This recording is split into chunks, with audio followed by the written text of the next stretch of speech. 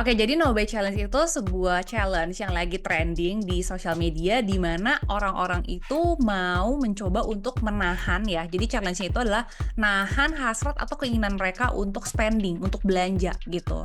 Nah, biasanya itu adalah ini hal-hal yang gak essential. Contohnya itu kayak kalau untuk perempuan baju ya, fashion, sepatu, tas, make up gitu.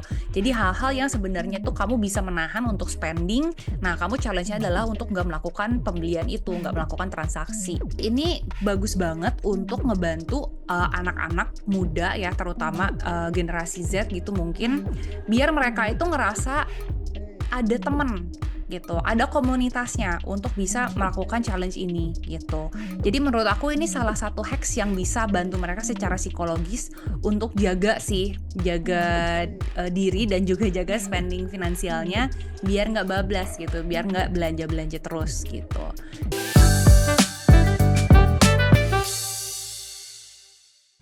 Hidup cuma sekali. YOLO, you only live once katanya. Banyak orang pakai alasan YOLO buat belanja barang-barang yang nggak penting kayak gini. Palingan juga nanti endingnya nyesel. YOLO, YOLO, YONO sekarang mah.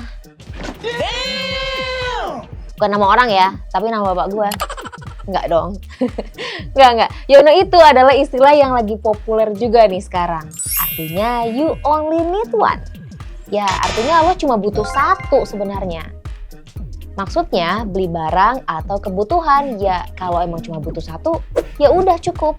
Kebutuhan dulu baru keinginan. Kenapa sih lo harus segera sadar dari toxic money habits yang kalian lakukan dan harus buru-buru nyetop itu? Ya karena gini guys, faktanya di tahun 2025 kondisi ekonomi dunia masih belum stabil. Bahkan beberapa negara lagi berjuang menghadapi resesi. Ya lo sadar kan, harga barang-barang masih mahal, sedangkan kenaikan upah belum bisa dibilang cukup. Nah makanya, YONO, you only need one. Terus gimana caranya sembuh dari kebiasaan boros, gak aware sama budget plan, dan hobi belanja? Gini, daripada FOMO sama barang yang gak penting dan jadi toxic money habits, mendingan lo FOMO sama hal-hal yang positif, kayak No Buy Challenge.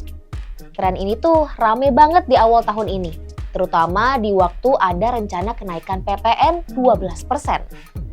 Orang-orang yang benar-benar nerapin challenge ini tuh harapannya nggak ngeluarin uang untuk hal-hal yang sifatnya non-esensial. Kayak rekreasi berlebihan, konser, nonton bioskop, atau nge-gym yang bahkan lo nggak pernah datengin rutin. Datang cuma buat foto-foto OTD sama pakai caption emot menyala. Tujuan tren ini itu sebenarnya positif ya, buat ngurangin konsumsi berlebihan dan menghemat pengeluaran per bulannya. Kalau lo mau ikutan challenge ini sampai berhasil, yang pertama, kalian bisa nyoba lakuin hal ini pelan-pelan, asalkan terlaksana. Alon-alon asal lakon kalau kata wong Jowo. Jangan langsung switch 180 derajat dari kebiasaan lo sekarang. Nanti lo bakal stres terus malah sakit. Bayangin kayak lo lagi diet aja, apa jadinya kalau cuma makan apel doang di hari pertama diet? Nah, sama kayak No Buy Challenge ini. Apa lo tega sama diri sendiri sampai nggak beli apa-apa? Nah, karena kesannya terlalu ekstrim untuk diterapkan, muncullah Low Buy Challenge yang tone-nya sedikit lebih ramah lah. Low Buy Challenge ini bisa diterapkan sebagai tahap awal langkah berhemat. Ya, silakan lo spend uang untuk self reward, tapi dikurangin pelan-pelan. Kalau yang biasanya lo nonton konser sampai 5 kali dalam setahun, ya dikurangin lah jadi satu konser aja. Pilih satu konser yang menurut lo bener-bener pengen lo tonton. Misalnya musisi ini tuh udah lama banget lo idam-idamkan deh. Atau kalau misalnya lo orangnya caffeine addict yang hampir setiap hari wajib ke coffee shop. Sementara bikin dulu aja deh sendiri kopinya. Tumben Bu, bikin kopi. Yang kedua, tentuin alasan kenapa lo harus banget No Buy Challenge. Why? Jadi ada penelitian bilang kalau tujuan yang spesifik disertai sama alasan yang bermakna bisa ningkatin kemungkinan keberhasilan. Orang-orang punya alasan kuat cenderung bisa komit dengan tujuannya. bahkan pas menghadapi banyak masalah sekalipun. Misalnya, lo udah ditanyain mulu kapan nikah, dan sama calonnya udah srek nih. Terus kepikiran nikah tahun depan. Atau bisa juga lo punya plan buat sekolah S2 atau S3 gitu misalnya.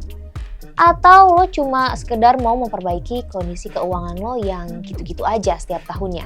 Yang ketiga, tentuin target, set your rules, make your habits. Gimana tuh? Pisahin pengeluaran mana yang menurut lo masih esensial dan yang enggak. Jangan sampai ngikutin no buy challenge, lo nggak bayar cicilan atau tiba-tiba makan jadi cuma sekali. Kalian bisa nyobain teknik kakeibo. Jadi metode ini tuh membantu lo untuk benar-benar sadar akan kebiasaan belanja dan memberikan kontrol penuh atas keuangan. Gimana caranya? Jadi gini, catat semua pemasukan di awal bulan. Ini bisa berupa gaji, bonus, atau penghasilan lainnya. Kemudian rencanakan pengeluaran, pisahkan pengeluaran menjadi 4 kategori. Yang pertama, kebutuhan. Ini kayak makanan, sewa, dan tagihan bulanan. Yang kedua, keinginan. Ini kayak hiburan, belanja, dan juga hobi. Terus tabungan. Target keuangan jangka panjang atau darurat. Yang keempat, biaya tak terduga. Ini termasuk biaya medis atau kebutuhan mendadak lainnya. Nah, abis itu tinjau pengeluaran mingguan. Setiap akhir minggu, luangkan waktu untuk merekap pengeluaran dan melihat apakah ada yang bisa diperbaiki. Intinya, lo harus list pengeluaran apa aja yang wajib keluar per bulannya. Misalnya, cicilan KPR atau kendaraan, makanan, listrik, biaya transportasi, sampai biaya obat-obatan.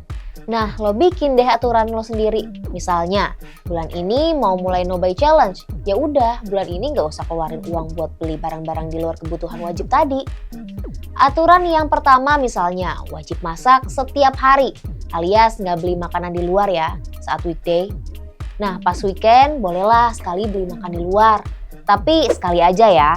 Bisa juga lo kurangin waktu scrolling e-commerce, biar nggak tiba-tiba check out. Nah, lo ngapain tuh? Check out. Intinya kalau lo mau mulai suatu habit, jangan terlalu ekstrim. Self-reward itu gak selamanya buruk kok, asalkan gak berlebihan ya. Karena segala sesuatu yang berlebihan itu bisa buat terlena. Dan kalau lo udah terlena, sulit dikontrol, terus jadi kebiasaan toksik deh. Itulah kenapa kita butuh financial planning yang jelas.